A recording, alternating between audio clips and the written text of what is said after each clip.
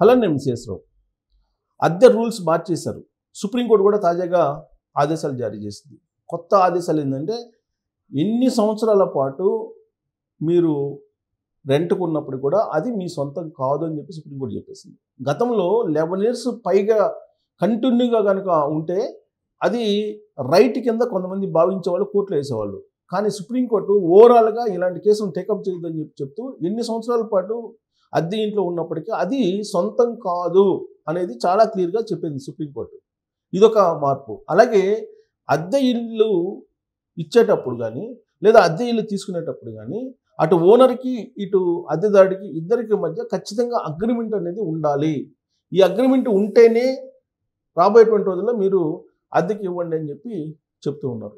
So ఇది implement చేయాలి. Implement చేయకపోతే కనుక డెఫినెట్గా ఆయా రాష్ట్ర ప్రభుత్వాలని బాధ్యులుగా చేయడానికి కోర్టులు కూడా సిద్ధమవుతున్నాయి. ఎందుకంటే ఈ అద్దె ఇళ్లలో ఉండేటువంటి వాళ్ళ సంఖ్య ఎక్కువగా ఉంటుంది. వీళ్ళు ఇచ్చేటువంటి డబ్బుతోటి ఓనర్లు డబ్బుని బ్లాక్ చేస్తున్నారు, డబ్బుని బ్లాక్ చేసేస్తున్నారు. అందుకే ఇప్పుడు ఆర్బీఐ ఏం చెప్తుంది, అసలు మార్కెట్లో ఉండే డబ్బు అంతా ఏమైపోతుంది అని అంటున్నారు. లిక్విడ్ అమౌంట్ తగ్గిపోతుంది. ఆ లిక్విడ్ అమౌంట్ ఎక్కడికి అయిపోతుందో బ్లాక్ చేస్తున్నారు ఓనర్స్. వాళ్ళు బ్లాక్ చేసేసి వాళ్ళు బంగారం మీద పెట్టుబడి పెట్టి దాన్ని ఏదో ఒక రకంగా చేయటమో చేస్తూ ఉన్నారు. అయితే ఇక్కడ టెనెంట్ యాక్ట్ అనేది ఒకటి ఉంది. ఈ టెనెంట్ యాక్ట్ ఇంప్లిమెంట్ కావట్లేదు. అందుకే ఇప్పుడు అమెరికా న్యూయార్క్లో ఉండేటువంటి మొన్న గెలిచారు న్యూయార్క్ మేయర్గా జహ్రాన్.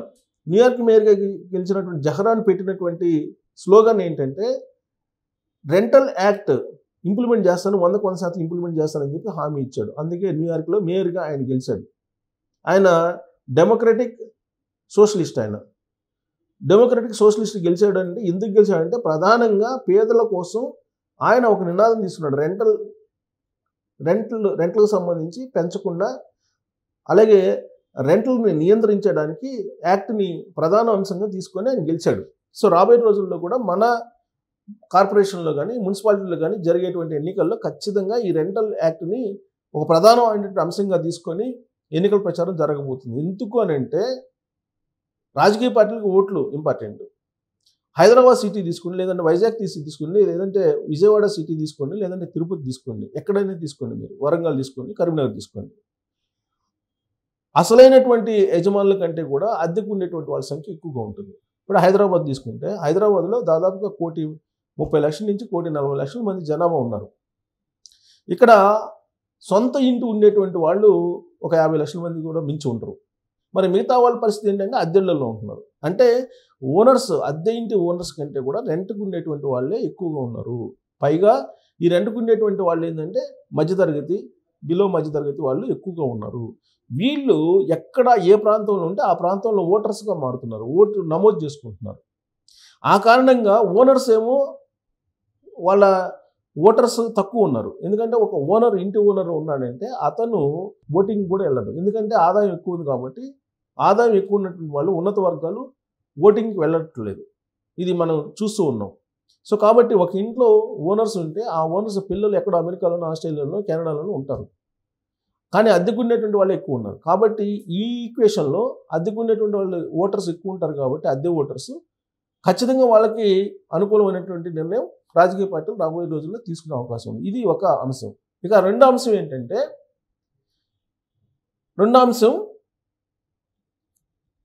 మాఫియా. హైదరాబాద్లో మాఫియా ఎంటర్ అయింది. ఇది చాలా కాలం నేను చెప్తున్నాను. ముంబై మాఫియా ఎంటర్ అయింది. ఈ మాఫియా ఏం చేస్తుందంటే ఒక ప్రాంతంలో ఉండేటువంటి అద్దెలని వీళ్ళే హోల్సేల్గా బ్లాక్ చేసేస్తున్నారు, అడ్వాన్స్లు ఇచ్చేసి. సపోజ్ ఒక డబుల్ బెడ్రూమ్ ఇల్లు ఉంది, దానికి 15,000 రెంట్ అనుకుందాం. వీళ్ళు 15,000 రెంట్ ఇచ్చేసి బ్లాక్ చేస్తున్నారు. దాన్నే 20,000, 22,000 చెప్పేసి వీళ్ళు వేరే వాళ్ళకి ఇచ్చి నెలకి ఈ మార్జిన్ ఏదైతే ఉందో 5,000 లేకపోతే 3,000 ఈ మార్జిన్ వాళ్ళు తీసేసుకుంటున్నారు. ఇది దందా నడుస్తుంది హైదరాబాద్లో. అది కూడా ఎలా, మార్వాడీలు ఇది చేసేది కూడా ఎక్కువ మంది మార్వాడీలు. రాజస్థాన్ నుంచి, ఢిల్లీ నుంచి, ముంబై నుంచి వచ్చేటువంటి మార్వాడీలు ఎక్కువ మంది ఇలాంటివి చేస్తున్నారు. ఇది చేయడానికి కారణం ఏంటంటే రెంట్లు వాల్యూ పెంచితే ఫ్లాట్లు కొనుక్కుంటారు అనేటువంటిది. ఎందుకంటే ఫ్లాట్లు కొనుక్కునే వాళ్ళు లేరు. ఇప్పుడు రియల్ ఎస్టేట్కి సంబంధించి ఇప్పుడు రియల్ ఎస్టేట్ డౌన్ ట్రెండ్లో ఉంది. ఈ మధ్యకాలంలో అన్రాక్ నిన్న మొన్న ఇచ్చింది సర్వే. ఆ సర్వేలో ఏం చెప్తున్నారంటే గత ఏడాది కంటే ఎక్కువ అమౌంట్ వచ్చిందని చెప్తున్నారు. బట్ కొనుగోళ్లు పెరిగినాయి అని చెప్పట్లా. లాజిక్ చూడండి, మీరు లాజిక్ గమనించండి. మీరు రియల్ ఎస్టేట్ అనురాగ్ సంస్థ ఇచ్చింది ఏంటంటే గత ఏడాది కంటే రెవెన్యూ పెరిగింది, రియల్ ఎస్టేట్ బాగుంది, 20% పెరిగిందని చెప్పి ఇచ్చారు. నిజమే, 20% పెరిగింది రెవెన్యూ. ఎందుకంటే గత ఏడాది సపోజ్ ఒక 1000 కోట్లు వచ్చింది అనుకున్నాం రిజిస్ట్రేషన్ రూపంలో, ఈ ఏడాది ఒక 1200 కోట్లు వచ్చింది. నిజమే. అది ఎందుకు వచ్చింది అంటే విల్లాలు, హైరైజ్ బిల్డింగ్లు కొనుగోళ్లు అమ్మకాలు జరిగాయి, అందువల్ల అమౌంట్ ఎక్కువ వచ్చింది. కానీ ఓవరాల్గా ట్రాన్సాక్షన్స్ ఏదైతే ఉన్నాయో రిజిస్ట్రేషన్స్, నెంబర్ ఆఫ్ రిజిస్ట్రేషన్ తగ్గాయి. ఇది గమనించాలి.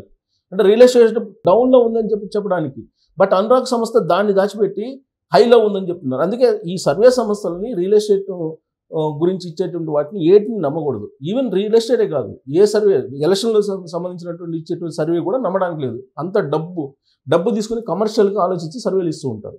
కాబట్టి వీటిని నమ్మడానికి లేదు. ఇప్పుడు హైదరాబాద్లో జరుగుతుంది ఏంది, ఇక్కడ ఎక్కువగా నార్త్ వాళ్ళు వస్తున్నారు. ఈ నార్త్ వాళ్ళు వచ్చేసి ఆక్యుపై చేస్తున్నారు. వాళ్ళకి బాంబే నుంచి వచ్చినటువంటి వాళ్ళకి ఇక్కడ రెంట్లు తక్కువగా అనిపించవచ్చు. ప్లస్ వాళ్ళేంటి అక్కడ ఉండేటువంటి ఒకటి తీసుకుని 4 బ్లాక్ చేసేస్తారు. బ్లాక్ చేసేసి వాళ్ళ ఆధీనంలో ఉంచుకుంటున్నారు. టోటల్గా అపార్ట్మెంట్లే వాళ్ళ ఆధీనంలో ఉంచుకుంటున్నారు. దీంతోపాటు అపార్ట్మెంట్లని వాళ్ళే మొత్తం హోల్సేల్గా కొని చేసి బ్లాక్ చేస్తున్నారు. ఎలా బ్లాక్ చేస్తున్నారంటే అపార్ట్మెంట్లు వాళ్ళే కొంటున్నారు, కొన్న తర్వాత లోన్కి వెళ్తున్నారు, బ్యాంకుల్లో లోన్ పెట్టి లోన్ తీసుకుంటున్నారు. ఈ మధ్యకాలంలో వాళ్ళు ఏం చేస్తున్నారు, మార్కెటింగ్ చేస్తున్నారు. మీరు సోషల్ మీడియాలో చూసుకోండి, ప్రతి హైరైజ్ బిల్డింగ్లో లేదంటే ప్రతి గేటెడ్ కమ్యూనిటీలో వీళ్ళు సోషల్ మీడియాలో వీడియోలు పెడుతున్నారు. వీడియోలు పెట్టి మేము ఎస్ఎఫ్టీ 4000కి ఇస్తాం, 5000కి ఇస్తాం, 6000కి ఇస్తాం అని ఇలా చెప్తున్నారు. మార్కెటింగ్లోకి వచ్చేసారు వాళ్ళు. ఆ కారణంగా మార్కెట్ పెరుగుతుంది. ఒరిజినల్గా అటు బిల్డర్కి అలాగే కొనుగోలుదారుకి మధ్య కనుక ట్రాన్సాక్షన్ జరిగితే ఈ స్థాయిలో రేట్లు ఉండవు. మాఫియా ఎంటర్ అయింది హైదరాబాద్లో. ఈ మాఫియా ఏం చేస్తుంది, అక్కడ కొన్ని ఫ్లాట్లు ఎలా పడితే అలా ఇస్తున్నారు. స్క్రూటినీ కూడా లేదు. ఫ్యామిలీస్ అంటారు, అక్కడికి వచ్చిన తర్వాత అక్కడ ప్రాసిక్యూట్ చేస్తుంటారు. అది మేల్ ఎస్కార్ట్స్, ఫిమేల్ ఎస్కార్ట్స్ అని చెప్పేసి మీకు సోషల్ మీడియాలో వస్తుంటుంది. మేల్ ఎస్కార్ట్స్, ఫిమేల్ ఎస్కార్ట్స్ అని చెప్పి ఇట్లా రకరకాల డ్రగ్స్ అమ్మేవాళ్ళు, గంజాయి అమ్మేవాళ్ళు, తర్వాత బెట్టింగ్ యాప్స్ ప్రమోట్ చేసేటువంటి వాళ్ళు, ఇలా రకరకాలు ఒకటి కాదు. తర్వాత యాప్స్, లోన్ యాప్స్ని ప్రమోట్ చేసేటువంటి వాళ్ళు ఇలా రకరకాలుగా దిగిపోతున్నారు. ఈ కారణంగా మాఫియా అనేది మనకు తెలియకుండానే మొత్తం హైదరాబాద్ని కబ్జా చేసేసింది. దీంతో నార్మల్ పీపుల్ సఫర్ అవుతున్నారు. సో కాబట్టి మాఫియా కారణంగా హైదరాబాదు అద్దె మాఫియా కారణంగా రియల్ ఎస్టేట్ పెరుగుతుంది. డబుల్ బెడ్రూమ్ అనగానే అది ఎలా ఉన్నా సరే, ఎన్ని ఎస్ఎఫ్టీలు ఉన్నా సరే, అది 1000 ఎస్ఎఫ్టీలు ఉన్నా సరే 20,000, 900 ఎస్ఎఫ్టీ ఉన్నా 20,000, 1200 ఎస్ఎఫ్టీ ఉన్నా 20,000, ఇలా అసలు వేరియేషన్ అది ఎలా ఉంది, కండిషన్ ఏంది, దాని అది ఓల్డా న్యూనా, కప్బోర్డ్స్ ఉన్నాయా, ఇవన్నీ చూసుకోకుండా అందరూ ఒకే రేట్ చెప్పేస్తున్నారు. విచిత్రమైన పరిణామం చెప్తా, నాకు తారసపడిన అంశం. ఒక ఫ్లాట్ 2 లెట్ పెట్టారు, అదే ఫ్లాట్ సేల్కి కూడా పెట్టారు. ఎందుకు పెట్టారని నేను అడిగా. సేల్కి పెట్టారు, 2 లెట్ పెట్టారు, ఎందుకు పెట్టారంటే ఇతను ఫోన్ చేస్తే రెంట్కి డబుల్ బెడ్రూమ్ 30,000 చెప్పాడు. నేను డబుల్ బెడ్రూమ్ 30,000 చెప్పి మళ్ళీ ఈ నెంబర్ ఇంకొక నెంబర్ ఇచ్చాడు సేల్కి అని చెప్పి. ఆ నెంబర్కి చేస్తే డబుల్ బెడ్రూమ్ 75 లక్షలు చెప్పాడు. అదేంది సేల్ 2 లెట్కి పెట్టావు కదా అంటే, అవునండి రెంట్ ఎక్కువ ఉంది, రెంట్ని బట్టి కదా ఫ్లాట్లు కొనేది, అందుకని రెంట్ అని చెప్పడానికి, రెంట్ హై ఉంది ఈ ఏరియాలో అని చెప్పడానికి నేను బోర్డు పెట్టానని చెప్తున్నాను. అంటే రెంట్ని బట్టి ఫ్లాట్ని సేల్ చేసుకునేటువంటి తెలివి, ఇలాంటివన్నీ కూడా బిజినెస్ టాక్టిక్స్.